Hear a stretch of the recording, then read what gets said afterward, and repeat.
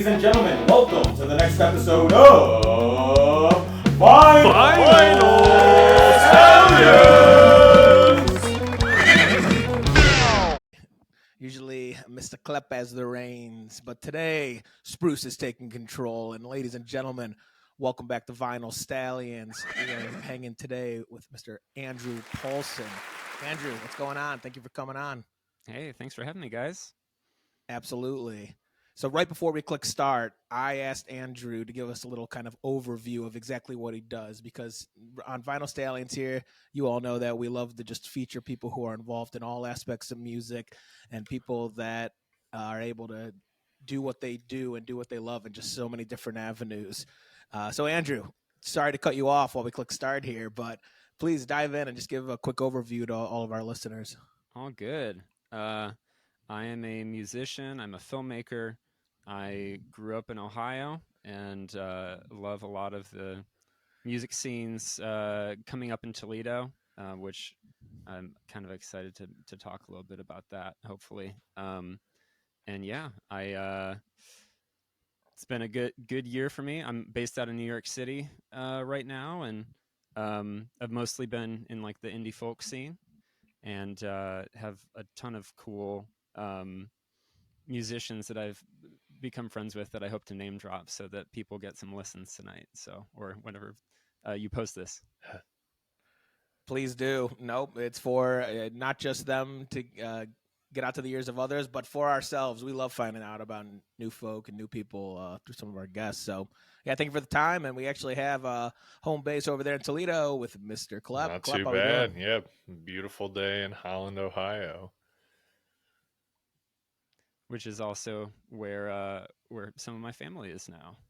I have, so you guys know where the I'm trying to remember the name of the radio station. It's Christian Broadcasting that's like right there. Is you it know what I'm on talking about? Angola? It's like, We had 95.5 The Fish, but I don't know if that reached out to Toledo. there's this I can't remember what it's called. Like, I think it was WLMB. They're kind of right at the intersection of the heart of Holland, Ohio, which is a suburb of Toledo. That's Ohio. on Angola, isn't And it? when I know exactly what you're yes, talking I think about. so. I think it's Angola. Yeah. So when I was in junior high, we would go there all the time we would use their gym for basketball practice. So, yeah. So anyway, Holland, Ohio, long time connections Love to it. Holland. Yeah, I actually grew up in Sylvania. That's how I know Tanner. But yeah, I found myself living in Holland because the property taxes are like half. Damn, a little insight here in Northwest Yeah. Ohio. Yeah.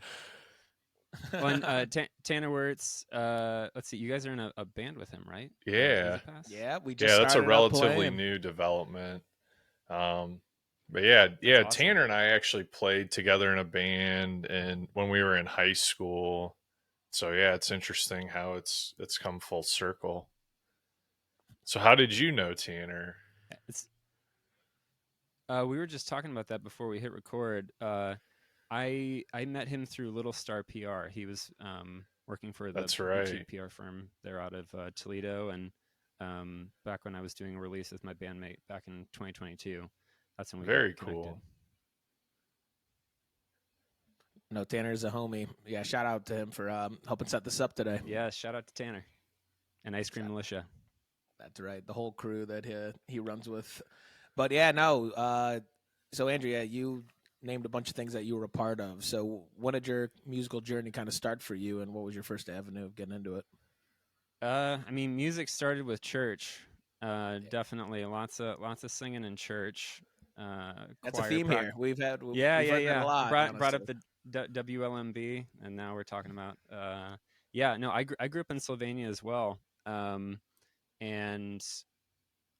it was my parents had me and my sister, and then my younger sisters. We were all heavily involved with either choir or different youth groups, and you just pick up on a lot of music, whether you like to, whether you like it or not. And one of the things that was really exciting, though, is that coming up in Toledo, in the late 90s, there's a band that went national named Sanctus Real, which I don't know whether you guys know much about Sanctus Real, but they were I don't know that they ever really had success crossing over into mainstream music, but they were like one of the big names in Christian rock for a while. And one of the things that is really interesting about Christian rock within really just the whole span of popular music in the 90s and early 2000s is that there were actually a ton of producers that were working on, you know, the rock albums of, you know,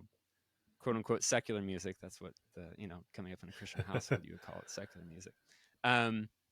But a lot of those producers crossed over and made hits for Christian music. So it was like the top, you know, top people in Nashville and Los Angeles were like, okay, this Christian rock thing is popular right now. Like, let's make some hits. And so the music, like, if you listen to some of those songs, like, you know, I have no idea, you know, people are of many faiths, of many beliefs. So you might not agree with the lyrical content, but the music is awesome. They're still And bangers. yes. And Sanctus Real was doing a ton of shows in Toledo. And so even though my music is not anything like Sanctus Real, they are definitely a key part of my childhood and my musical upbringing, is going to shows. And I think a lot of my hearing loss that I have now is due to going there without earplugs. So What are some of the venues they would play around Toledo? so they would always do like a big, like, they would do kind of like these big outdoor concerts, usually tied to like some church or like a 4th of July show. They played like downtown at like I feel like I don't know if they played the Rib Off, but they played like down at Promenade Park. They had some big Okay. shows down there. And then they would go to, there was this place it was called the Mill, and the Mill was attached to Yes FM, which was the Christian rock station in Toledo. And so it was basically like a tweens and teens hangout space where they had like N64s and computers, and basically kids could go there after school, hang out, and then at least a few nights a week they had you know, local bands come in. And then I remember at least 1 or 2 like CD release shows for Sanctus Real happening at the Mill. So that was the happening spot.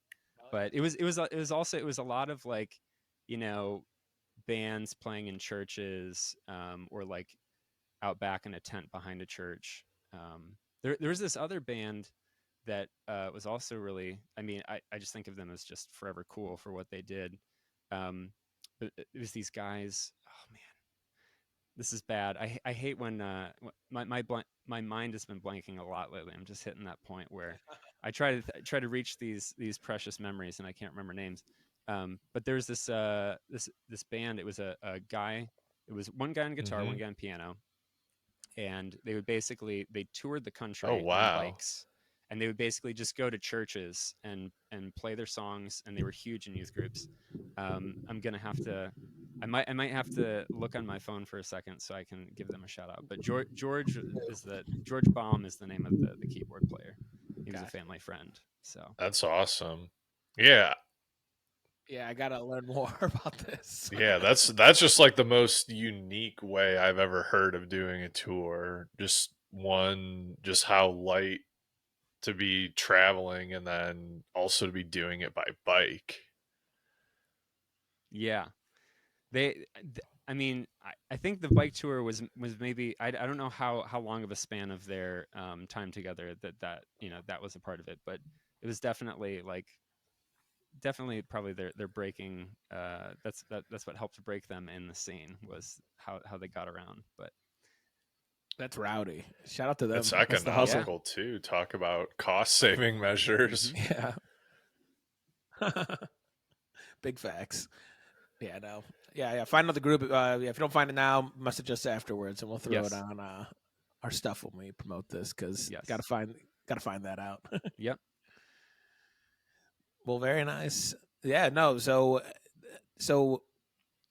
Tanner mentioned, I don't know, I'm going to flip all over the place now, but you mentioned that you worked in some television. And I Yes. believe it was American Horror Story. Correct me if Yes, I'm I wrong. know. wow. We're going a hardcore. The pendulum is swinging very far right now. We're going Here's what from Christian upbringing to so show about the Antichrist. yeah, we're making this like I don't even know what kind of movie it is. We're going from the beginning, start beginning. It's not going to go in order here today. That's Yeah. what we've decided. I like it.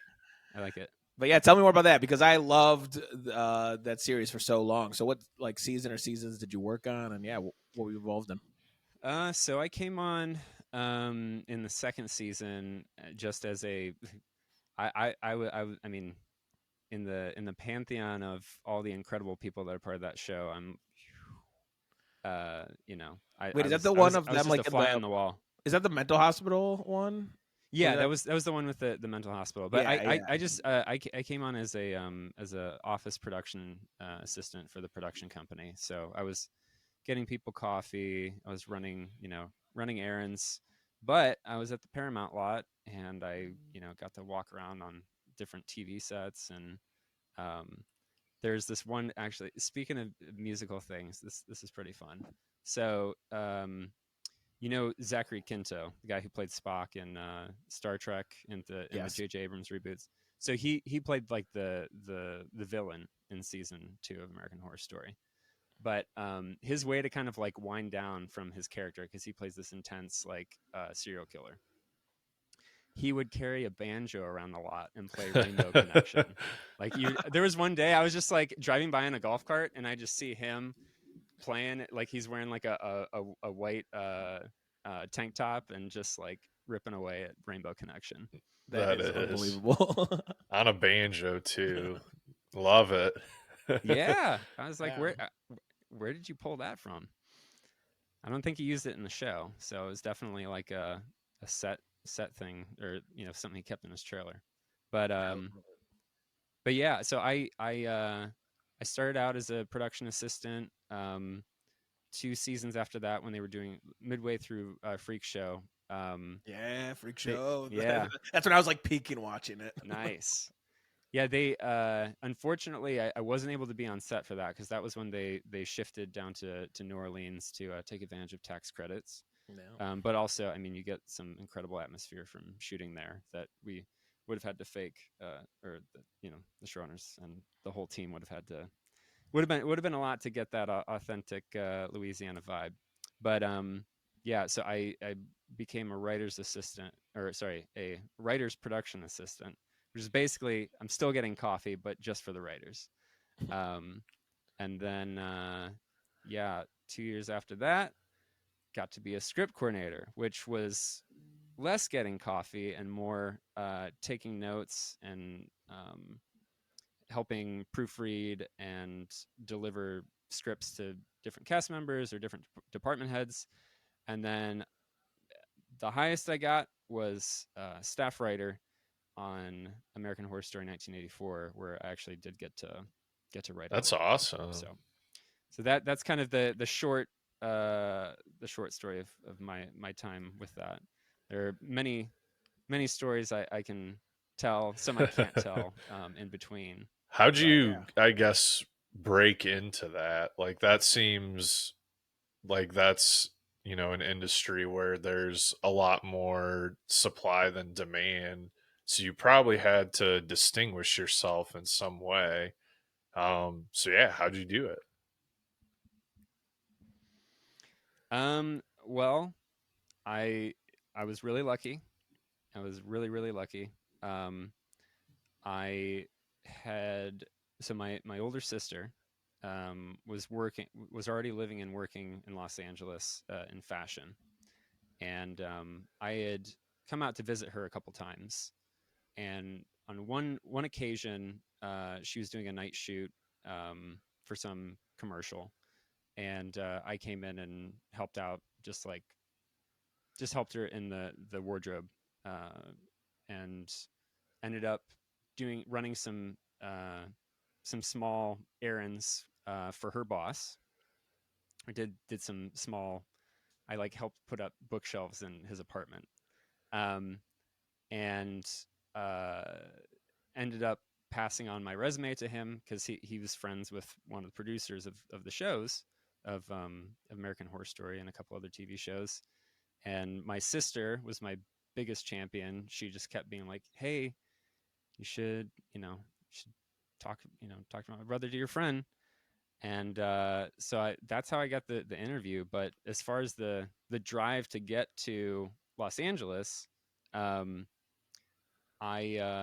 was, when I went to Kent State, my focus was in TV production and broadcasting, and so was really fortunate when I was there. The student media, which encompassed a radio station, newspaper, magazine, TV station. It was almost entirely student run. So you could basically come in. They would be there would be like a hiring of like student staff before each semester, and then there would be faculty that would kind of like be there to give some guidelines. But for the most part, you were given full control of like, okay, you want to produce a show, you want to have a radio show, you want to be a reporter. I will be the person to hire you. It's all the students doing that. So I had some incredible opportunities while I was there that kind of built up the courage and the desire to actually want to get out to Los Angeles. I feel like my trajectory when I was at Kent State, I was doing a ton of sports production, broadcasting. So like we would broadcast all of our college football games, college basketball games. And so there was part of me that was like, I could just stay here. I assume, Klep, that you are a Browns fan? Yeah, absolutely. Okay. And Spruce, he's a season ticket Oh, holder. yeah. Oh, yeah. Okay. I'm a stone's throw away from the stadium. Nice. So I got to work a preseason game against the Lions back when I was in college, because they basically they built up a pipeline where they were like, okay, we're going to try and get all of our students that are in sports, interested in sports production, to work on professional broadcasts in some capacity. So I got to stand on the sideline holding the microphone dish. Mm-hmm. You see those people on the sideline. I got to do that for a preseason game. So I there was a second where I was like, this would be really cool. Like I could do something cool here in Ohio.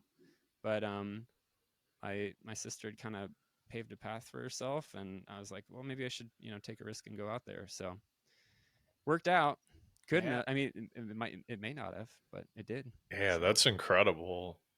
And yeah, Kent State, yeah, they're known for that program. Like there's a lot of both sports and other media personalities that have came out of that school. Yeah. I'm really excited about one of them, Devo. They're playing a show out here in Long Island in like 2 weekends, and I'm going to see them. So I'm really excited about going to see Mark Mothersbaugh. He's done like so many incredible soundtracks for what can I think of his name? Again, like Royal Tenenbaums. Wes Anderson. He's done like the soundtracks for a ton of. That's awesome. Films. Oh, that's pretty sick. Yeah. Wait, Devo is the band name? Yeah, Devo. They had that. They're people. A lot of people would consider them a one-hit wonder, but they're not. They're a really cool band. I can see the name, but yeah. Yeah. Well, so. Uh-oh. Listeners aren't going to be able to see this, but does this ring a bell? Do you see a music. Yes. Yes. So Devo has the signature red energy dome, which is really just a flower pot mold that they ended up duplicating and putting over their heads for concerts. But their big song was "Whip It," but that's where I okay, yes. Because a band I love, Goose. They cover "Whip It," and I see Devo in cover when I look at set lists, and that's where I just saw their name recently. That's hilarious. Yeah.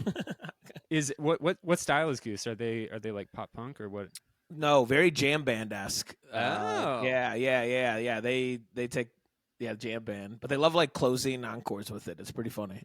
That's awesome. Yeah, and they only have like a handful of covers. So yeah, that is pretty funny. I assume that gets everybody going. It's a great song. Yes, real good. Yeah, Mhm. I can't Real remember if it was Rock Band 2 or Rock Band 3, but Devo has a song Uncontrollable Urge that's on one of those two games. Yes. Yes. Yeah, that's the song. I've listened to a ton of the podcast interviews now with Mark Mothersbaugh, but he tells a story about because that song kind of borrows kind of a Beatles riff. Where there's a part where he goes like, yeah, yeah, yeah, yeah, yeah, yeah, yeah, Mm-hmm. yeah. And I guess John Lennon drunkenly came up to him after some performance that he was at and like yelled that in his ear or something like that. That's hilarious. All right, so when you were explaining the whole your history at American Horror Story, Mhm. each time you took a year, I was expecting you to be like, and then I left, but you like spent a lot of time there, and like how many full seasons is that all the way up to the last one you did? Was it like six, It was seven? technically I guess technically 8 because it would be two through Wow. 9.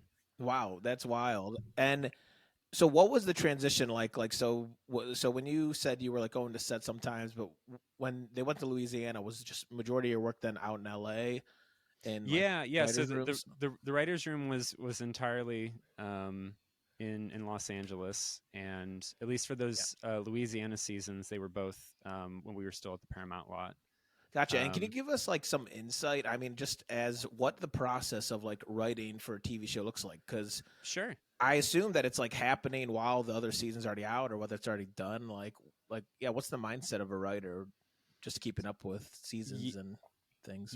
Yeah, I mean, some showrunners come in and they will have a very clear idea. You know, you've got somebody like again, not remembering names, the guy who wrote Breaking Bad. He had kind of a clear trajectory of like what he wanted for um, Walter White. But other shows, when you're dealing with anthology, you kind of get to rewrite the script each year. So that's kind of what happened with Horror Story, which is really cool. It definitely presented its challenges where like essentially your first episode of each season is like a Mm-hmm. brand new pilot because True. you have to create completely new sets, you have to find directors that are available and um, new production designers. There's just a lot that goes into it, but yeah, it would usually start out in like January or February, as I recall, and our showrunner Ryan Murphy would come in and he would tell us what the show was going to be or what the season was going to be about. And sometimes he would give a heads up to like a few people like during the previous season what where it was going to go next. But for the most part, it was kind of like that was behind the veil. That Yeah. was only no one knew. And then we would kind of get or I keep saying we the writers in those seasons would basically get the assignments of like, okay, if this is where the setting's going to be, if we're going to be doing witches in New Orleans, what's some of the folklore that we can tap into aside from like Ryan would pitch whatever big ideas he already had, things that he already knew, but then it was kind of on the writers. And then there would be times where as an assistant, as a production assistant, then that would give me the opportunity to be like, okay, well now I'm going to do some research to help contribute to whatever it is that they're whatever storylines they're dealing with. So basically the first few months of creating the new pilot was a lot of collecting images to give to production designers, to wardrobe, basically, you know, creating mood boards that then Ryan would approve or would be like, no, that's not right. And then those they would kind of start doing the art direction of the show. And then from a story perspective, the writers would go off and do what they do best, which is write. They would usually the way the writing process works, it's different from show to show, but you kind of sit together. You have a cork board or a whiteboard, and as people come to agree on ideas, you either write the idea on a note card, or you leave it up there for everybody to look at. And there's a lot of time of people just kind of staring at it without, kind of drawing blanks, but then people will take a walk and come back and have a new angle at it. So that's kind of the simplest explanation of it. But then that would continue usually until September, October, as far as like the room would, keep going. All the scripts would be written. And then we would have a nice little hiatus where, depending on the year, either I would stick around because I was needed to help work on other shows, or I would have a little bit of time to myself to go travel, which was that traveling ended up becoming really important into me deciding to do music at all, because a lot of that came from spending time with my friend who is now my my bandmate for the project that we put out. But yeah, his name is Ben Shepler. I will name drop him. Yeah, So, no, please Yeah, do. should we dive into that now? Paulsen Shepler. Let's go back. I'm sending back a serve, Klep. All Take it. right. Yeah, so Paulsen Shepler. I checked out your music. I noticed you guys got an EP out. So yeah, just take us through, I guess, how the project started and like what the recording process was like for the E EP. absolutely, yeah. So Ben is kind of a all-in-one producer, composer, songwriter, multi-instrumentalist. He can do it all. And back when we were in high school, and then going into college, he started producing his own music. He had a really cool basement. He had like an organ down there that some church or some place was getting rid of, and he hauled that thing down into the basement. That's Had an organ, incredible. had a piano, had just like this whole array of instruments: bass guitars, acoustic guitars, mandolins, stuff like that, toy pianos. And he made this Christmas album, and from there he just kind of like kept making and recording more music. And also I should say he was also in bands when we were in high school, and was involved with going in and doing studio time with his band to create like their I think they just did one album. I could be wrong about that.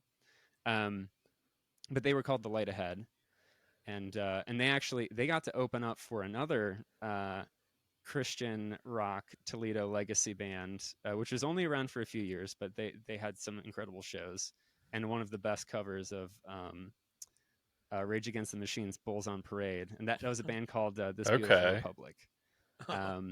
Yeah, but anyway, so also I didn't add this part in, but I will sprinkle this in. So on top of the whole Toledo connection and like the bands and church thing, so I went to Toledo Christian Schools, which is a K through 12 Yeah. Christian school on Yep. Anthony Wayne Trail, and actually I believe they're celebrating their 50th celebration as a school. Shout out. Which is crazy. But both Sanctus Real and This Beautiful Republic, they're both I think majority of the band members for both were alumni from TCS. So they would also come back, and occasionally like they would either speak at the school or they would play shows for the students, which is really cool. Yeah. But I'm going to take it back to Ben Shepler. So Ben continued on doing all sorts of like audio engineering. He worked. I'm trying to remember the name of the audio company that he worked for in Toledo, but eventually he met his now wife, Mackenzie, at Bowling Green State University.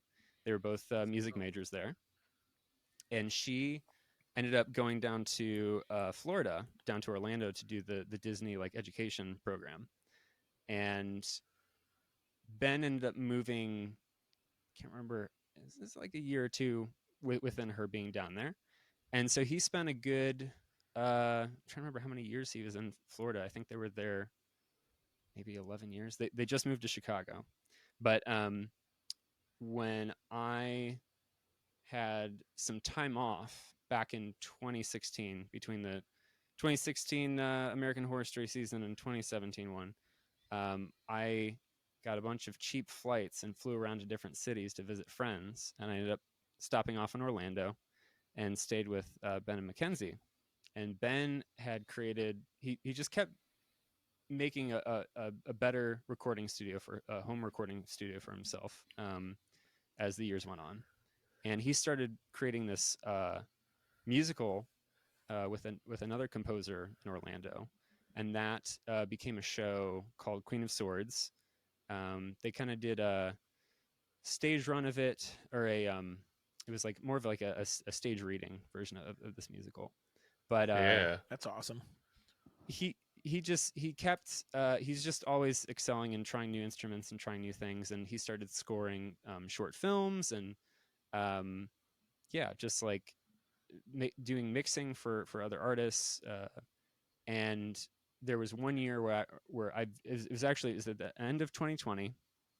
I was in between jobs, and I had just helped friends move across the country from Los Angeles to South Florida. So as I was working my way back up, because I was going to go up visit Ohio, stopped off in Orlando, and Ben had just made again another new home recording studio at a new apartment that they moved into, and was like, "Hey, while you're here, we should make a song." At that point, as a kind of a musician, I hadn't really I wasn't really I wasn't doing any live performing of any lyrical or anything prepared. When I lived in Los Angeles, I did musical improv, which easiest put, it was like whose line is it anyway type stuff, but independent theater version of that. And I would kind of make ideas and put some stuff in GarageBand, but for the most part, I was not doing anything with my own songwriting. So Ben kind of created this moment, this invitation of like, let's write something together, and that became the lead song of our EP. So crazy how talented friends give you an opportunity to create together, and you run with it and see what That's happens. awesome. So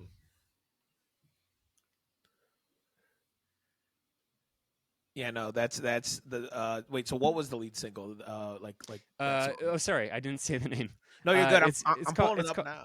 Yeah, it's called Undertow. Yes, all right. Because there's two. It was Undertow and then Lost in a Moment are the two that just like stuck out to me big time. Oh, thanks. Yeah, those ones were very well produced and just like not. I don't know. That was like I listened to East River Bend and then like coming up to those two after, I was like, not what I was expecting. East River Bend was probably my favorite. I just like how textured the music is. Like I can tell like you guys definitely had a high attention to detail on like every layer of these tracks. That's Ben. That's Ben 100%. Is it like the outro of Undertow that's like a lot of like snapping or like Yes. Yeah. He did all that. Yeah, I was like, there's so much happening right now. Yep. I was like, this is so big and like, again, very, very well put together. That's awesome. Yeah, he's all about trying to incorporate like ear candy and trying out different forms of percussion, or programming different virtual instruments. I mean, the violin that it's virtual violin, but for the most part you cannot tell on the tracks that produced. That's music to my ears. So well. Yes. Because I'm literally making an album. I'm submitting it tomorrow, and I've been this whole week just adding MIDI stuff, and it is sounding fucking amazing. And I'm like, I can't even tell. So I love to hear that. So the stuff that you're putting out, tell me a little bit about that. Yeah, honestly, this is just a handful of, it's going to be 13 songs under Spruce is what I'm releasing it, hopefully early December. Klep will be drumming on it, and then I'm going to be doing everything else besides maybe a few lead guitar parts. But yeah, it's 13 songs. I've just been having them in my head for the last 3-4 years at this point now. So it's been a lot of procrastination have led to this point, but we got the tracks in order, and then about to get it to a buddy of ours actually in the Toledo area, Emilio. Shout out to help mix and master it. So yeah, I'm excited. It's gonna be a huge relief. I'm just like excited to just start thinking more creatively and not push these songs aside anymore.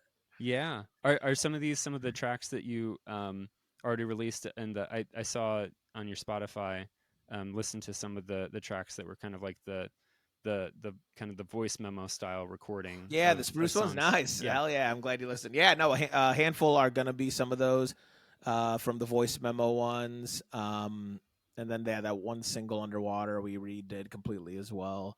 Oh, S- nice. yeah. So yeah, no, it's definitely a vibe. The vibe that I'm going for is very much like the free space in the background is going to be filled with some sort of just synthy, like violin-y. Like it's very much like you're in a feel of like the whole thing. And yeah, it's coming together nice. I'm very happy with that's how it's come together. Klep's drumming over the last month or so as well. So yeah, it's gonna be pretty sweet. Yeah. Nice. Do you guys have a release show that you have planned already, or? So we have honestly no, not with like that Spruce stuff. It's more so just like getting it out before the end of the year for Mhm. me. But we do have a few Easy Pass shows booked for 2026. One in Cleveland, and then we're booking one now in Toledo, and hopefully Nice. gonna try to put together like an EP or something as well with that project. So yeah, stay Very cool. tuned. Stampede. Yeah. It's gonna be fun. And yeah, Tanner's involved, and our buddy Josiah as well. That's exciting. No, it's good. I mean, it's just again the force. I mean,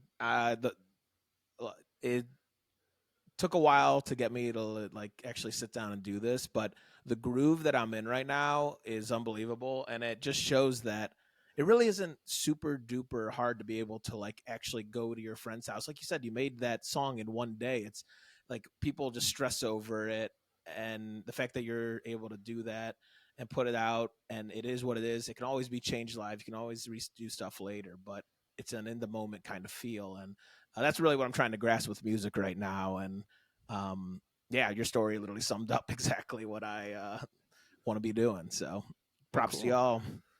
How do you I'm curious about like getting into that flow state where you kind of get past the procrastination, because procrastination is like Yeah. a huge part of any artist or any musician's path to getting anything done. What do you think has led to like this moment of like you feeling like you're it's Yeah. it's riding?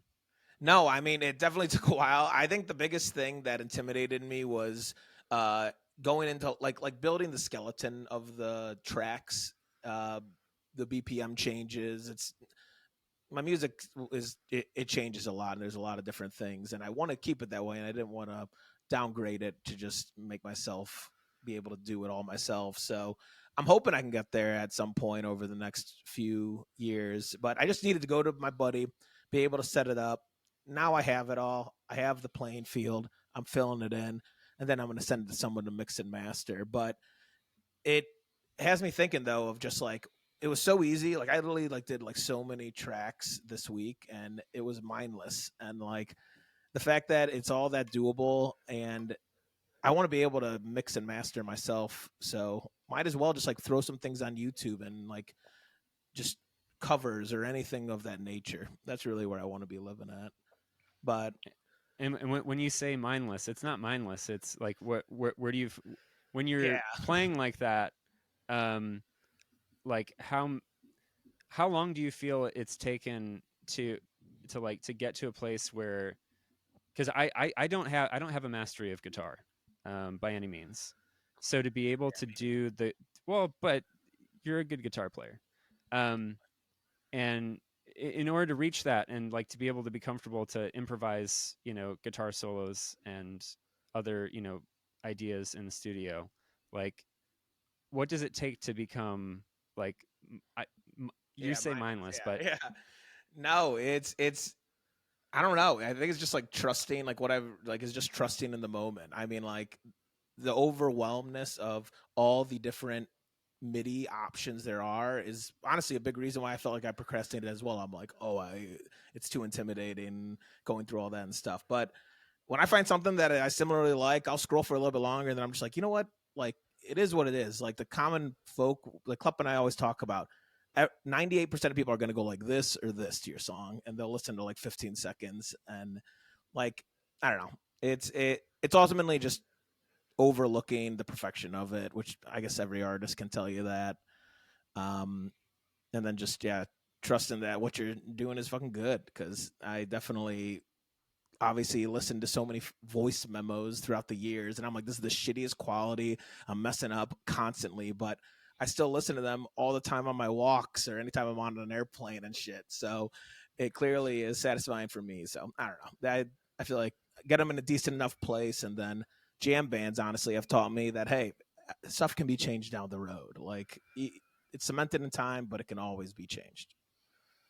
And speaking of time, and also when you were talking about BPM earlier, so Klep, when it comes to switching up on these songs, like, because I'm imagining when you're putting songs together in Logic, especially if you're like, okay, this we're tracking these separately, right? Because are you? I'm assuming you're tracking things separately, or are you live in the room all the time No, together when you're playing these? Okay, so with these different BPM changes, are you playing to like straight on click track, or are you kind of improvising on like drum stuff? So Like how does that yes, work? it's to a click, and then when there's tempo changes, basically I'll get punched in.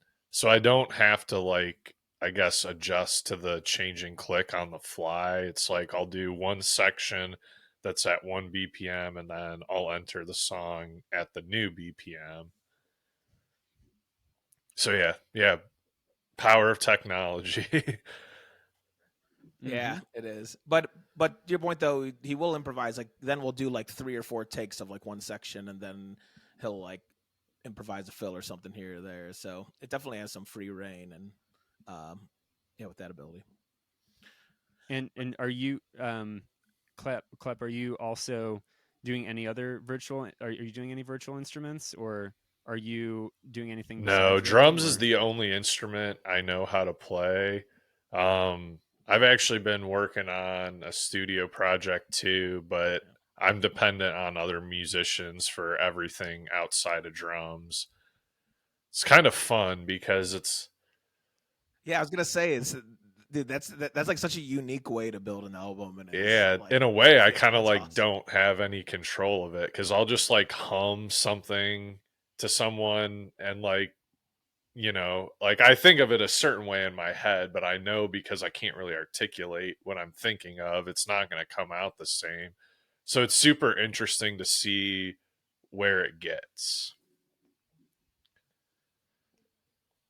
well, I think it's also there's a lot of power in choosing. I mean, so you're talking about sharing the different melody ideas, but I think even like from a rhythm perspective, you have a lot of power. And if you're starting a jam or whatever, and you're starting with an idea that you have, like I've been thinking lately, every song, every song that I like, or some of my favorite songs of all time, when I listen to some of those rhythms, um, there's such an identity and like a thumbprint in them. And do you feel that like when you're playing, um, are you like do you feel like you've found a groove like for yourself, like where you're like, when I do this kind of like thing or do these fills, like this feels like unique to me? Um yes and no. Cuz I feel well, so yes in the sense that like, there's certain types of grooves or certain ways that I'll play grooves that I just tend to always fall back on. But then I say no because, like, as my vocabulary expands, I just realize there's so many different things that I just don't have in my vocabulary. It's like, yeah, in a way, it's like the better you get, the worse you get, in a way, because you just realize there's so much more that you can learn that you don't know. So yeah, I think there are certain things that I fall back on, but I also, as I learn more and more, I just realize like I'm only scratching the surface. Yeah, I feel like the things that you fall back on though, that's probably like, do you feel when you say fall back on, is like, have you been able to pin those to like your influences, where you're like, oh, that came from this song, or that came from like the way that like this person that I listened to a lot played? Like, Not really. do you I know that, I know The you guys. reason Oh, being is okay, okay. because a lot of what I listen to is just so far above my skill level. Like a lot of the drummers that I listen to, like Neil Peart from Rush, or like Carter Buford from Dave Matthews Band, Danny Carey from Tool. It's like I'm just not even close to that level, so I can't really mimic or utilize a lot of what they do.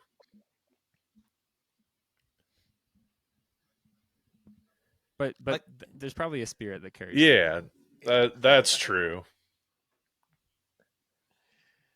I've seen it live. I've seen Klep get some demon eyes when jamming and just go into the Nice. sicko mode.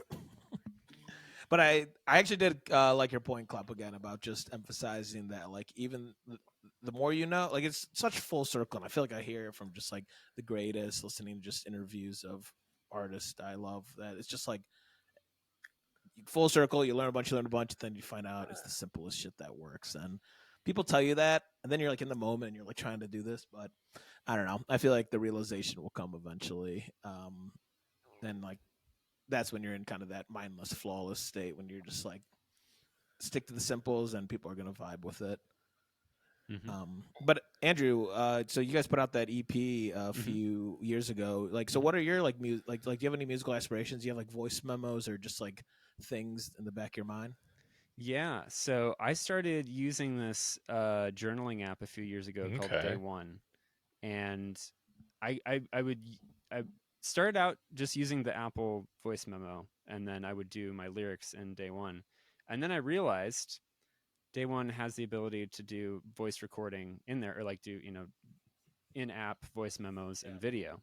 So then I basically just started cataloging song ideas using that. So, and the thing that I really like about it is that it has that like on this day a year ago. So like if I look in my journal, it'll show me like from the past however many years that I've been using the app. It'll be like, oh, I started this song idea and I never finished it. Like that has like kind of it's like I planted a seed years ago, and then a few of those songs have now come back and now I finished them. And if I had just left them in voice memos, I'm not the type of person where um, I've just created so many voice memos over the year. Some of it, like I'm walking through a parking lot and I hear something that's like, ooh, that's really cool sound design, of like Yeah. I'm hearing a droning sound or whatever. Because also I'm sometimes in like horror filmmaker mode where I'm like, oh, that would be like I was riding on the train to the airport the other week, and there was this horrible screech coming from the tracks. But I'm like, this would be so unnerving to use like in a film.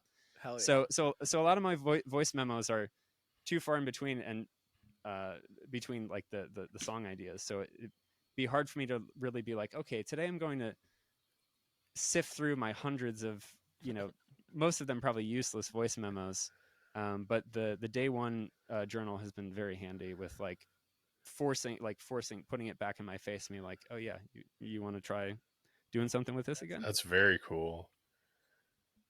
Yeah, I might need to look into that. Is it a free app? Is there like a monthly subscription or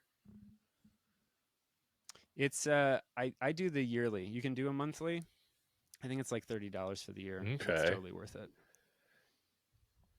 Yeah, no, I can definitely name a few flaws with voice memos that I can like.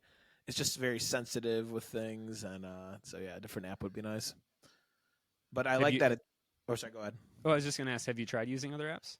No, honestly not. Okay. I just get lazy with it and just pop it right up on it. And I mentioned I listen on the airplane because truly, whenever I go on airplanes, that's when I actually will sift through it and listen to Oh, them and that's a great time to rename do it. them. Yeah, and That's a great time to do it.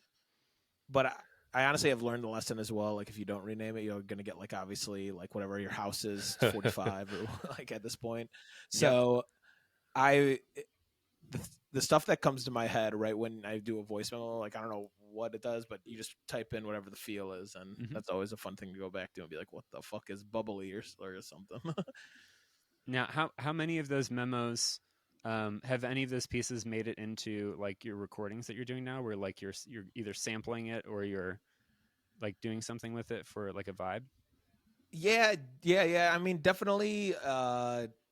Yeah. A few of them have definitely been developed through just voice memos, me singing and stuff. I did learn early on as well in my jamming career to just like put your phone on record when you're playing music, because there was just so many jams early on where like 2016, 17, where I was just like, shit, why do we not have that on recording?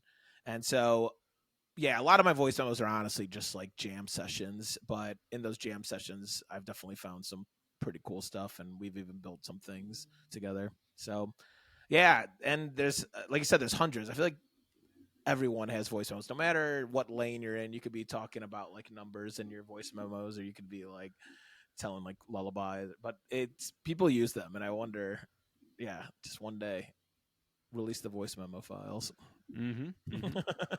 Where do you live in New York? So I'm currently in Hell's Kitchen. I'm in Manhattan, but I'm actually about to move over to Brooklyn to Greenpoint. It's basically like the northernmost, rivermost section of Brooklyn before you cross over to Queens. We just stayed Yeah. over that way. Yeah, we were just yeah. Oh, we were nice. we were in like Ridgeview, Yeah, Ridgewood? that's what it was. Ridgewood. Yes, Yeah. like Brooklyn, Not too far from there. Queens. Yep. Yeah, we went to see King Gizzard and the Lizard Wizard at Forest Hills. Nice. Oh my God. Yeah, I've only been outside of that stadium, but it looks like an incredible venue. Oh, How was amazing. it? it was surreal. I mean, it is like the venue. I mean, it's big, but like it feels so tight, and I like that it's only like floor or bowl, like no assigned seats, go wherever, and yeah, in a great neighborhood. Yes, it's all that brick and kind of like I think it's Tudor style. I can't remember what the architectural style is over there, but it's pretty cool. Did you guys drive to the stadium, or did you like park somewhere in the city and then take the train? We Ubered. We just Ubered, yeah, for the Oh, you most Ubered, part. okay. Yeah, just for the most part over in Queens, we Ubered, and our Cleveland Guardians were playing the Mets there, so we went and saw. Oh, a nice! game You went to City Field? Dude, yeah, it all just worked Oh. out great. We went to Flushing before; it was awesome. Yes. Yeah, Man, you went to the right place. No, we did it well. Yeah, it was beginning of August is when we went. God, it feels like yesterday, but that's so long ago. But and then we went into Manhattan one day to bop around. Klep, didn't your buddy live in Hell's Kitchen actually? Yeah. I guess, yeah. So Hell's Kitchen is Manhattan. That's just like another. Yeah, it's one of the smaller neighborhoods that's Okay. I'm pretty sure It's that's like- where you were before. Yeah, like, you met I up with can't us. remember where exactly. It was somewhere in Side a little Manhattan, bit. though. Yeah, not too far from. Yeah. What's the big park? Grand Park? Is that what it's called? Central Park. Central Park. I'm thinking of Chicago. yeah. Yeah, I love it. Is your friend also a musician? No. The one that lives here? Oh, okay. Yeah, he works in venture capital. I just know him from high school. Oh, okay. Cool. So how long have you been in New York then? Like when did you move from LA to there? So I moved to New York back in 2021. Yeah, I left Los Angeles in 2020 to help friends move across the country. At the time, I basically had everything condensed into my car. I didn't really have that much because the final almost 3 years that I lived in Los Angeles, I was actually doing the hashtag van life. That's awesome. Nice. And so I unfortunately had to conclude that because COVID shut my gym down. So I had to become an apartment dweller again. But I had very few possessions. So I packed everything in my car, and I had this idea that I was going to move to New York City after helping my friends move across the country, since I was going to be already east. obviously a lot of territory in between Florida and New York, but yeah, I went to try it out. And while I initially was kind of hoping to get connected to like the TV production scene here, the thing that has ultimately kept here is the independent music scene, which I would love to talk more about. Yeah, let's go dive on. in. Tell us. Yeah.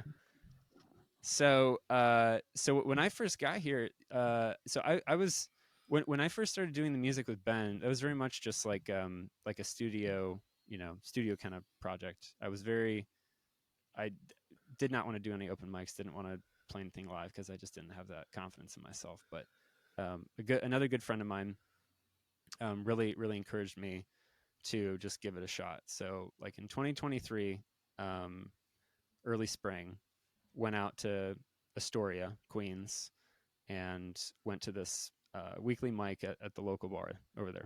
It's called Local Bar, and met some incredible musicians that are now my friends, and they've actually play my backing band, or they back me sometimes. One of them is a guy by the name of Hari Nandu. He has he actually has several projects that he's a part of, but he is a solo bassist, and he is the most beautiful. Like, he plays the bass guitar the way that like a flamenco guitarist, or like, I mean, it's not literally like that, but like it brings a level of complexity to um, composition that you would not figure, like, oh wait, this is on a bass guitar, like. Yeah. So I met Hari, and then also met this really cool pop keytar player named Ezra, and he goes by 3D Space Cadet as his That's like, pop project. incredible. But yeah, so Write that down. oh wait, say that again. I just said I'm writing that down. Oh yeah. He yeah, Hari put together this show back in fall of 2023, where it was a benefit for a single that he was releasing. It was tied to a family friend. Their child had passed away, and her name was Sedona. So he created this thing called the Sedona Butterfly Project, where basically for every stream that the song got, that the proceeds would go toward this cause to support. I can't remember the illness that she had dealt with, but it's a beautiful song. If you listen to Sedona by Hari Nandu on Spotify, Apple Music, whatever.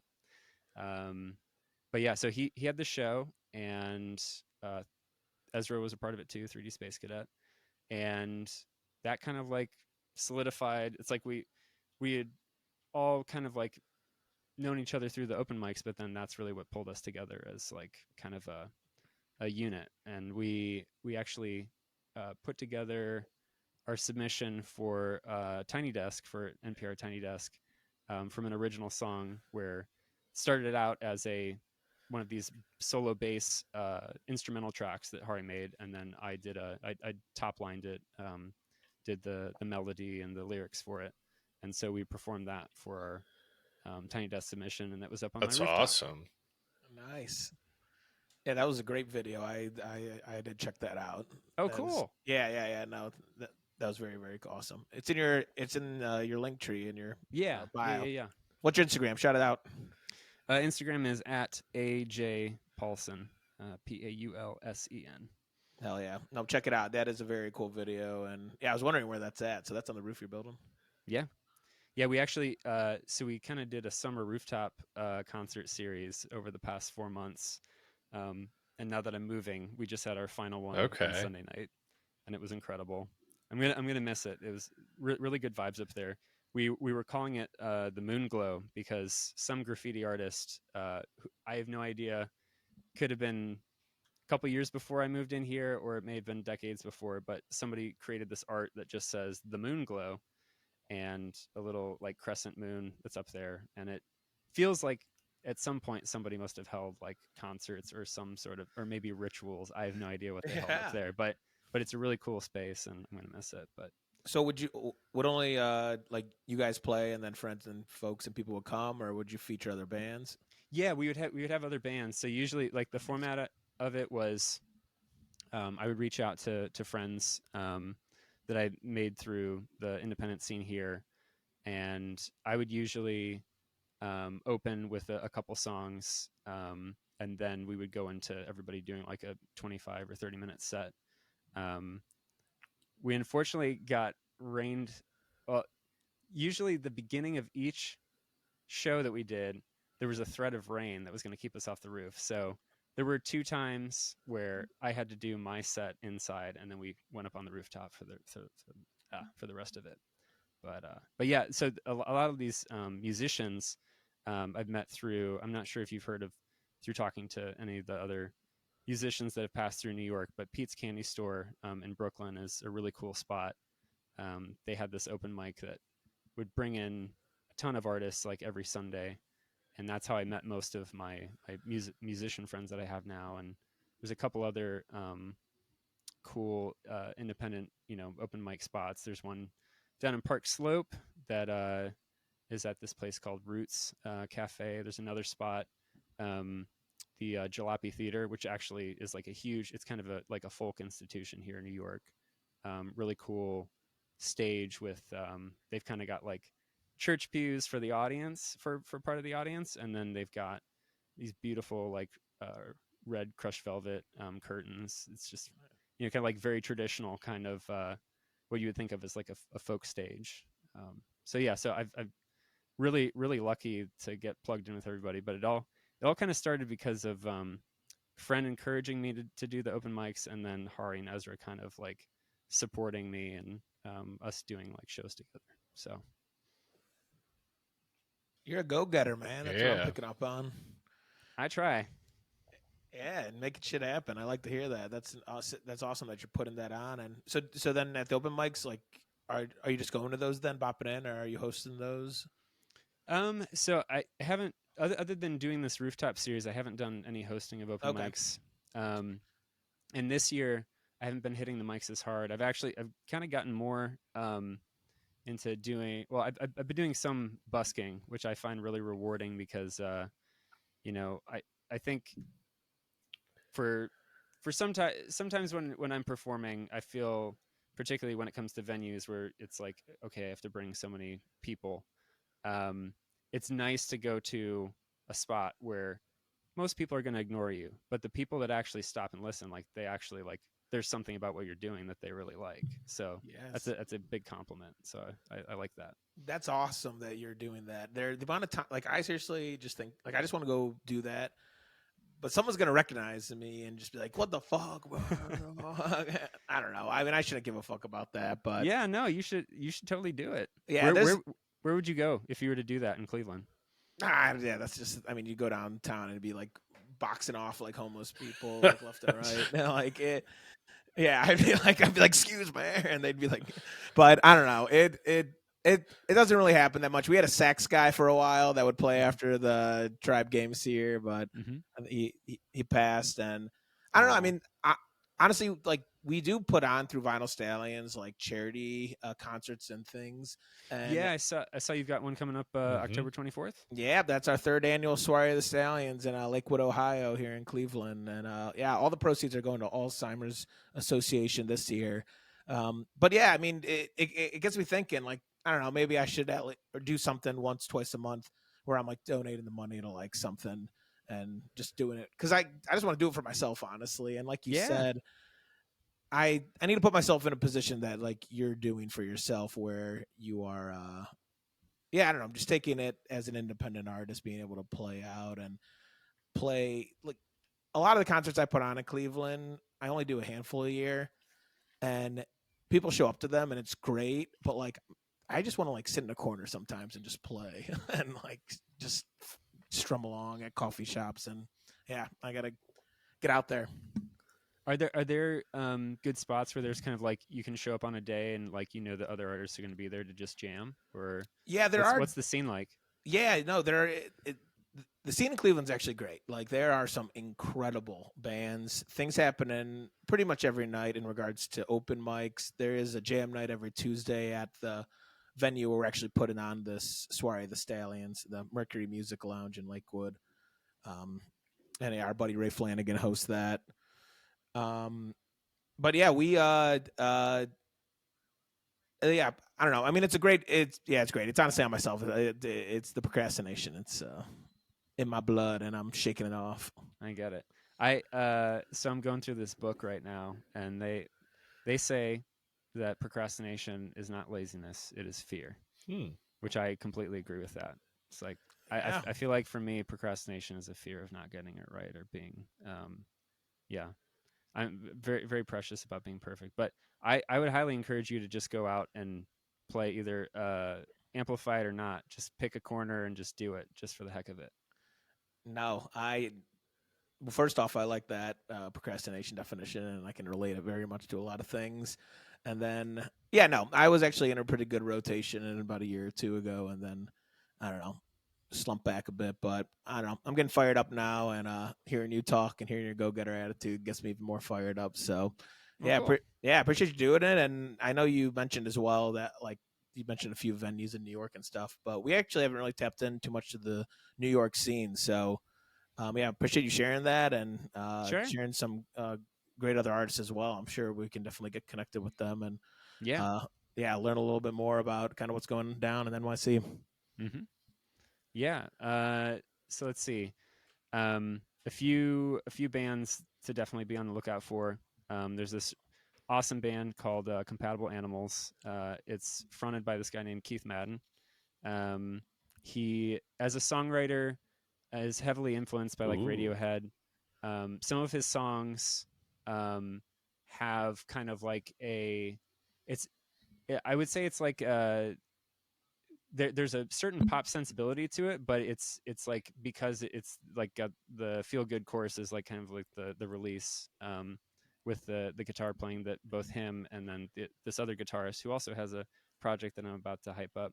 But his guitarist is named Ben Conover, and he goes by Harbor Haunts, which is like the way you spell David Harbour, like Harbour.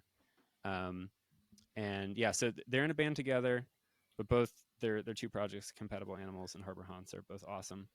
Um, there there's some artists that don't have a ton of music online yet that I feel like I'd be like putting pressure on them by mentioning them, but no, I my friends Val and Sophia are incredibly talented, and I Put it hope on, that they both baby. release some music soon. But yeah, that's Valerie Marchesi and Sophia Stewart. They both played the rooftop shows up at the Moonglow, and they did a show together like 2 months ago, and covered a PJ Harvey song together, and it's just really awesome. And man, now I'm in the part where I'm going to forget some people. Where I'm gonna be Yeah, like, this oh, is shoot, your I should have. Yeah, I'm just going to be like listing off. But this is your Oscars moment. yeah. Another folk artist. There's a guy named Christian Rutledge. He's a real sweetheart. He's been a really nice person to talk to over the past year, and he's also been releasing a bunch of music. Some of it's been getting radio play here in New York and elsewhere. And oh man, who else can I shout out? I'm sorry, everybody. That I, yeah, I was gonna say if you don't recommend them now, we'll send us stuff afterwards, and we'll have an Andrew Paulsen rec list for independent I'll artists in put a playlist, NYC. yeah. Yeah, there you go. No, But I think the thing that's been really rewarding about the scene here is just I feel like there's kind of a wave that because I was in the right place at the right time, I kind of got to meet all these people.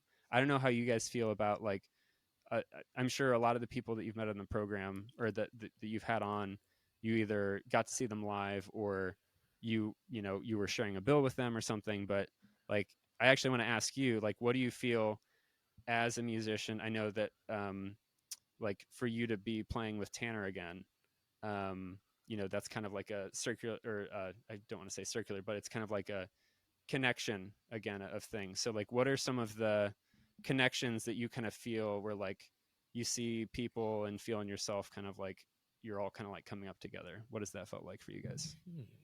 It's a good question. Um, I don't really know if I can like explain it tangibly. Um, I think it's just like jamming together, and it either like feels right or it doesn't. And yeah, when it feels right, it's just something you want to like keep pursuing. Yeah, and so for myself, I mean, I've jammed with Tanner over the last like year or so, but formally playing, like this is my first time. But there's definitely a connection where like Klep and I have jammed for like years on now, so we're connected and jamming, and then him and Tanner are connected there, and it.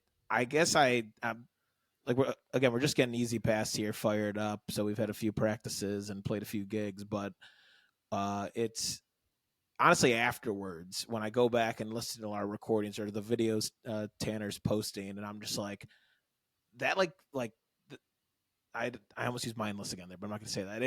It just felt like nothing like crazy happened in Yeah. like moments. Like obviously when you're jamming, you're like, oh, like hopefully this sounds sick. Like when we go back, but when it does sound sick, you're like, oh my god, all right, we didn't even like speak a word or talk too much Yeah, about it what didn't we're feel doing. like So work. it, Like it was just natural. yeah, That's yeah. awesome. No, and yeah, I mean it's about the people that you are surrounding yourself with truly. Because I've dealt with people as well that are very much yes people in the moments, and then when it comes to like actually taking some solid steps, because I don't know, you obviously get to a point as an artist, and artists can be at different points themselves, but I, I feel like right now I'm at a very much like, okay, we've jammed for like a decade now. We've been playing. Like, let's like take a step back, put some brakes on, and just like take off some layers and really just like solidify some next steps. Like we're all in our 30s. Well, I don't know how old you are, Andrew, but like we're ending the point in our life where it's like my time is valuable and I want to put things forward that'll keep moving forward. And I feel Yes, like I can we relate to that. definitely, to circle back to your question, have found a good group of folks that are similar mindsets and are not just people saying yes in the moment. And how about the people that when you're having your shows, um, like I assume that is it kind of like a close knit kind of like people know that you're playing and it's like, oh, let's all get together and hang like after, like as far as the people that are outside of your band, or like, what, I don't know, what's kind of the experience of like that aspect of like being a part of the So music I scene. guess we've only had one show, and the venue it was at was in Grand Rapids, Ohio. So yeah, Mm-hmm. that's like, Otsego. Um, but I guess as far as the crowd, one of the scenes in Toledo that has like a pretty good crowd is the jam band scene. And so that was who turned out for that show. And it's a group of probably 30 to 50 people. And yeah, whenever somebody who tends to hang out in that scene has a show, like everyone's there. That's awesome. Yeah. I gotta ask too, because of Toledo. Are you guys? Are you? Well, I guess I should be asking you, Club. Are you tapped it in at all to bike rides with the B Team Bike Club in No, Detroit? I this is the first Okay. I'm hearing of it. Okay. Well, Yeah, I'm gonna shout out another thing. There's a really cool and I'm sure if you showed up for a bike ride, people would dig I what I'm love already riding my doing. But bike. yeah, they get like, I think they usually have a turnout of like between 50 to 80 people like during the summer, and sometimes even more than that, just riding through. I think they always meet.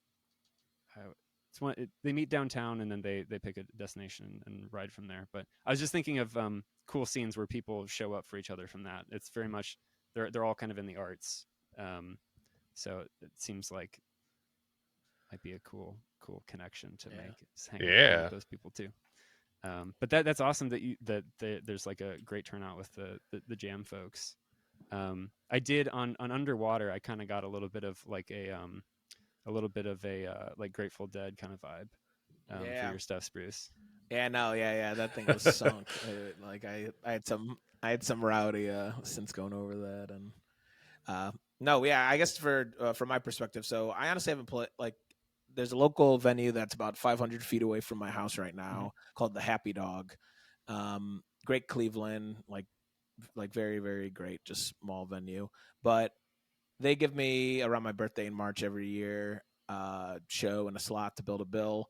So we're coming up honestly on the 4th year of doing it. But honestly, so like club plays with me at that, and we get like a whole thing. And doing it once a year or once or twice a year playing out is great for like bringing out family, friends, all the things. The reliable 50 to 100 people that might show up. Mm-hmm. But I am very excited with Easy Pass though to play in front of people that I don't know, because when we did that in Toledo, I mean, even if you have just one person coming up to you just talking about a specific point in your song, you're just like, this is sick, like you paid attention, like. And we had that happen so many different times, and yeah, that was, you're just on a high at that point. And it's similar, I guess, to kind of what you brought back as well, to the busking. Like people walking, if they stop, they clearly are going out of their way to acknowledge like what you're doing, and they didn't have to do that. So it's yeah, it's the small things that definitely yeah, put stuff in perspective. Yeah, absolutely. Also, I love Grand Rapids, Ohio. I don't know if you spent much time on the river there, but it's such a beautiful, It is, beautiful yeah. spot. I love going there. There's this flower farm that my wife found that I don't think it's technically in Grand Rapids, but you have to go through it to get there. And we go there a few times every summer. And then usually either before or after we'll walk around the town.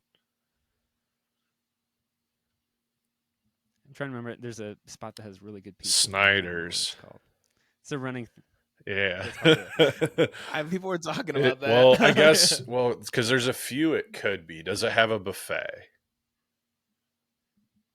Um, I don't completely remember, Okay, but that seems right. that's my That seems favorite right. Grand Rapids pizza place. It's yeah, Yep. Snyder's. They got a buffet, and I don't think they make money off me.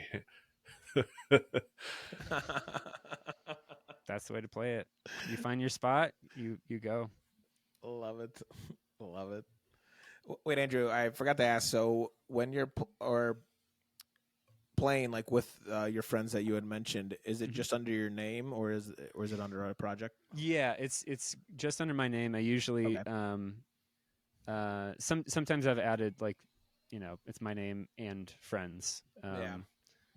We did one show at Rockwood Music Hall last summer, where I actually had like a full band with drummer, and had other friends doing lead guitar for me, and Nice. that was really cool too. And that was definitely the ampersand friends Yeah. show. But Is that a mixture of like covers and originals, or what do you play? yeah, it was mostly originals, but we did one cover at the end.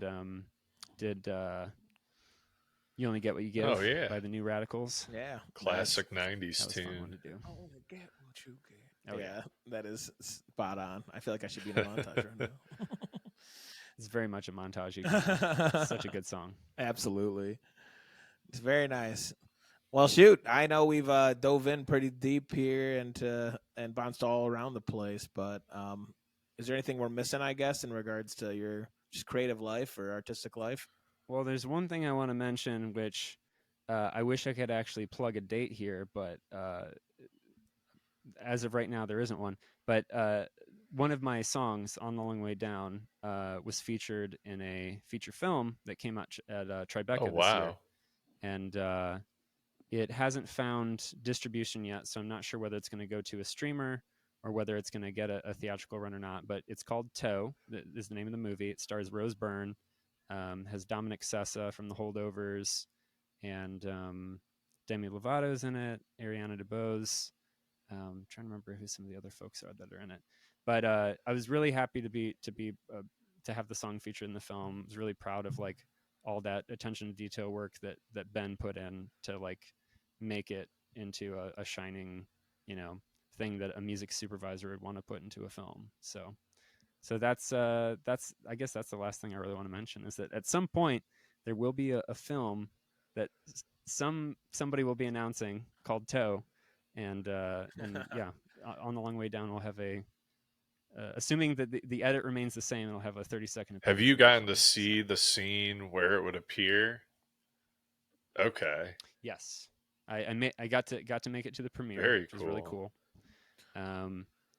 And yeah, I was really happy with how it was used. I won't spoil anything. But thematically, with what the song's about, it's very very tapped into what the movie's about. So it was a very special kind of synchronicity that it landed there. Yeah, if it's So got Demi Lovato in it, like somebody's got to pick it up, right? yes, yes. I think they may have international distribution. It's the domestic, and I mean, right now, just the box office is such a mess. There are so many tentpole movies that are failing, and everyone's distracted on their phones even when they're at the theaters. I don't know what your movie going experiences have been like lately, but it's hard to get attention, and it's hard to get people to pay to see movies right now. So Yeah. we'll see what happens with it. It's a good film. So How does? Oh, sorry. Go ahead. Tell me. I was going to say, I should actually mention what the movie's about. The movie's about a woman. It's based on a real life story of a woman living in Seattle who was living out of her car, and car got stolen and then ended up in a tow yard. And she was unable to pay the ticket. And basically, fines started accruing. She was trying to fight a battle to get her car back. And it took over a year for her to fight off what ended up being tens of thousands of dollars in fines. And also, she's a recovering alcoholic, and so she kind of had all these different things that she was working against, and the ultimately the thing that helps her break through are the people that care about her, that she was kind of pushing away. So that's essentially what the film is about, without getting too spoilery. But Very nice. And what I was going to ask is, like, how does something like that come about? Like, did you purposely write this for it, or did somebody find the song, or someone? so last year I took this course on how to pitch your music to music supervisors. It's run by this guy named Chris SD. The group is called Sync Songwriter, and they do this class once a year called Art of the Song Pitch.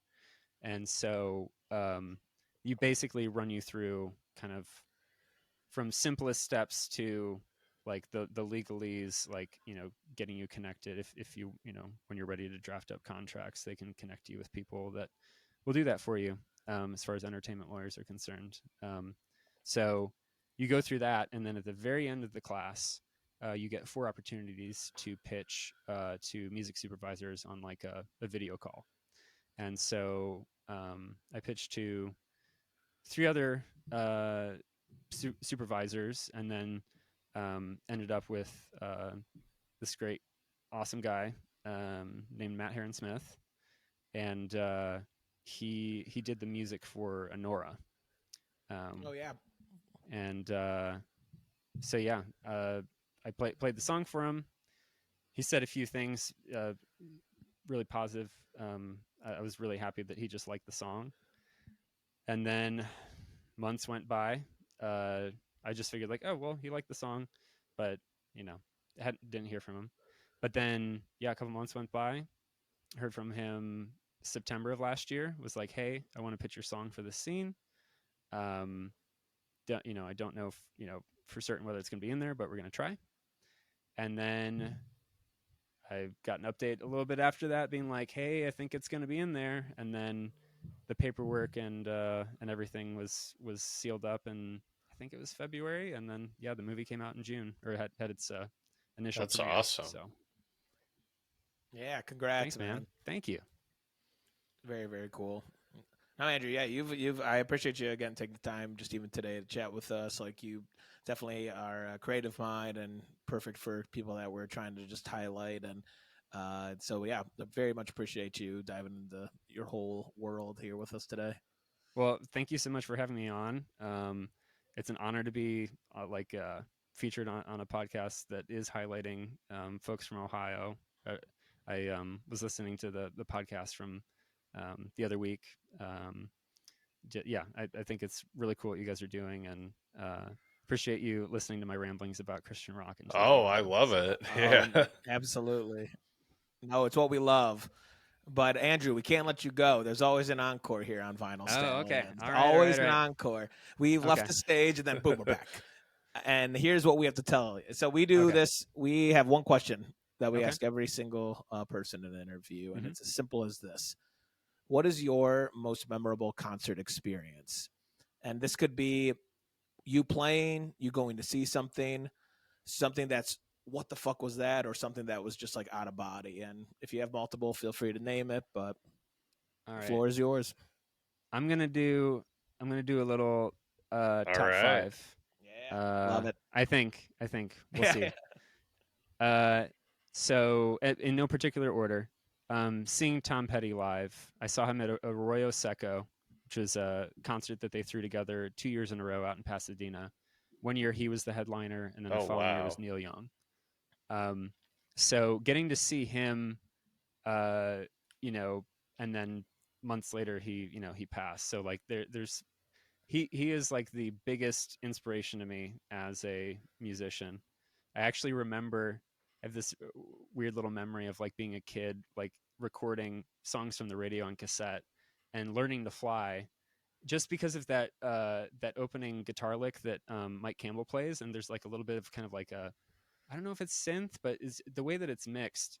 It's always been a song that stuck with me. So Tom Petty has been a huge part of my music inspiration. So seeing Tom Petty, I guess I'll also throw in the Neil Young one the following year, because that man, he's going to be doing concerts until he can't anymore. Like he's so inspiring. So seeing him was awesome. I'd say, as far as an experience for myself, I mentioned the Rockwood show where I had everybody playing together. Since all the music started out as virtual instruments with Ben, to actually hear those parts live, like actually hearing people, like hearing Ezra play piano and Hari played the bass line, and then I mentioned Valerie earlier as an artist to look out for. She contributed supporting on a song, and then my friend Dustin another song. So hearing those arrangements live, that was like just really magical to hear that live for the first time. And then I did, let's see. Oh, so I saw David Gilmour. Oh, wow. Back in November at Madison Square Garden. And the reason that was so special is because I remember being a teenager at the Toledo Zoo back in like 2006 or 2007, where they would do like the Pink Floyd laser light show. And I just remember being just blown away by that, and just like going home and being so sad, being like, I'm never going to be able to get to see Pink Floyd. And then like, a decade later, Roger Waters does his like stadium tour, and then now David Gilmour is doing his thing. So to be able to see like, obviously there, it takes a lot to put together a band that is Pink Floyd, but and a lot of the songs that I enjoy, David Gilmour is a heart of that. So seeing him was just like so amazing. But the one I'm going to leave you with, so Guns N' Roses, back in 2016, they had their Not in This Lifetime tour that they kicked off, and it started with they did a show in Los Angeles where it was like a quiet warm-up show, and it was a thing where they like didn't really announce it, and then suddenly they were like, oh, if you show up at Tower City Records, which already it's been closed for years, but they're like, if you show up at that location, people are going to get, if you line up, we'll give you a wristband, you can go to the show at the I can't remember which show. It's a small venue that's on Santa Monica Boulevard. It's a legendary venue. I can't think of the name of it right now. So anyway, fast forward, they did Coachella. He broke his foot or whatever. They had whatever setbacks they had, and then finally they announced the LA show. So I ended up buying tickets for both nights, up in the nosebleeds. First night, I decide to push past the security guard, run through a staircase, and end up in a better section. Somehow got away with Awesome. it. And toward the end of the night, I ended up chatting up this security guard. I was just kind of hanging around a little bit after the show, and he's like one of these like old guard that has been doing this for like 30, 40 years. Talked about like partying with the Rolling Stones when they were in town, and talking about how Prince is like the best performer ever to be in Los Angeles. So just had like a nice, passing conversation after the show. So then next night, I had gotten the idea that I was gonna I had ordered these wristbands off of Amazon. Like the different. I'm trying to remember what is it Tyvek, or I can't remember what. I don't those are know, but called. I've heard stories of some doing this, so I'm intrigued. So I bought a bunch of different colored wristbands and brought my friend, one of my friends, with me, and as we decided our fallback is that we've got the nosebleed tickets. So unless something goes really wrong, if we get like turned away because we've got fake wristbands, we can always go into the other entrance. So we go back into the VIP entrance wearing green wristbands because that's what they have. Like they have a sign posted where it's like only admit people with these colors. So they have the green one listed there. So it's like, okay, we're going to go with green. So we put green on. I thought we were going to get found out immediately. They did not. So we're walking past everybody's trailers. We're walking past Slash's trailer. We're walking past all these people. But then we start to realize everybody's got lanyards, like lanyards with the tag. Just like, oh no, how long is this going to last? Because we were there early. It's not like we had just snuck up before, like right before the show. So we're like, okay, what are we going to do? What are we going to do? So we start walking, and we hit this checkpoint. And security guard stops us and is like, where'd you get those wristbands? And we're like, I just made up something. I was like, we got them from some guy that sold them to us. And he's like, no. And he takes scissors and he cuts off both of our wristbands. But instead of kicking us out, he's like, go back into where you were seated. He kicks us into the stadium. So now we're at the ground floor. And I look around and everybody's wearing white wristbands. So I look in my pocket. I've got white. So we go into the restroom, put on our white wristbands so that we're not conspicuous, and then we wander the ground floor, and eventually find seats that we don't think that there's anybody going to be seated there. And kind of for the early part of the show, I was kind of my heart was beating out of my chest. I was like, at any moment, people are going to show up and we're going to be found out and we're going to get kicked out. It's going to suck. But like, there's also like, this is awesome. I did not pay for these seats and I'm sitting here. That is a thrill. So we're almost halfway through the show and suddenly I feel a tap on my shoulder. I'm like, oh no. And I turn and it's the security guard that I met the other night. And he's like, hey, follow me. And he takes me and my friend over to the ADA stage and gets us an even better view than what we already had. So yeah, so that is probably going to be my all-time. We'll That's see like a scene from a movie. Yes, I felt like I was in a movie. Wow, that is absolutely incredible. Just upgrading and it worked, dude. I mean, people like, I don't know. You always think about it, but there's hundreds of people moving in and out. You don't know. Well, and the thing that colors. the thing that sucks now though. So I went to a show. I went and saw 9 Inch Nails the other week. Cleveland. And what I realized when I was there, I forgot a lot of these stadiums now, they actually are using AI and face tracking and face recognition. So there have been some people that are already now banned from concerts or banned from sporting events because like they can tell immediately when you enter the stadium. So I think the days of wristband getting away with it, I think they're numbered. But yeah, it was for the time that it was incredible. You hit it while it was hot. And yep. Now you have to wear a mask. Yes. Yep. What do you? What do you mean? I'm John Travolta. Yes. Face Off. I love it. Well, shit, man. Again, thank you very much for coming on, Andrew.